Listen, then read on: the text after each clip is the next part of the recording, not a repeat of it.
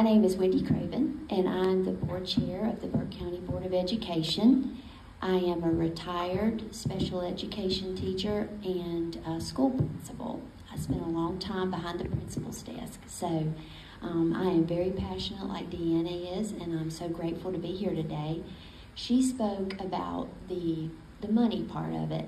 I want to touch more on the human side of it and why my board is so passionate about passing our resolution. So charter schools and private schools can be selective in who they enroll, and I believe we've touched on that. And they don't have to accept children that they don't want. Public school teachers must meet all licensure requirements. Charter schools don't have to meet the same requirements that we do, and neither do private schools. Private schools don't have to obtain any professional development. I mean, we're required to do that in public education. An example in Burke County, that a young single mother, she's got her degree, she couldn't pass her praxis, and so when she couldn't work for us, so she went to work for a private school. I mean, that's the reality of it.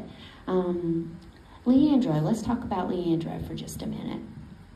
If the General Assembly won't commit to funding Leandro so that each child can receive a sound basic education, then why are we expanding these opportunity scholarships?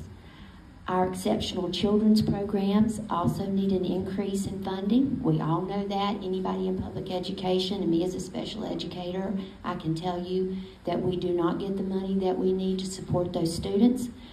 And I personally don't want my tax dollars going to schools that won't love all children and youth. I mean, that's not right. And as far as the vouchers go, I want to touch base on what the superintendent spoke about and what Deanna brought up.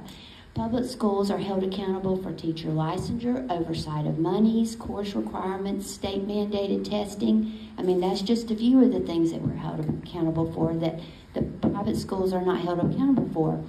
There are no testing requirements. How can our tax dollars go to schools who don't have the same standards as North Carolina public schools? And according to a recent article by the North Carolina Justice Center, I want to point this out, I think it's very important, written by Chris Nordstrom, the current voucher program is inadequately monitored. In his analysis, he found that 62 times a private school received more voucher money than they had students eligible for the money. So there's a breakdown there. Our tax dollars should not be used to pay personal decisions. If President Biden wants to pay off student loan debt, if you oppose this, then why don't you oppose opportunity scholarships? It's pretty cut and dry.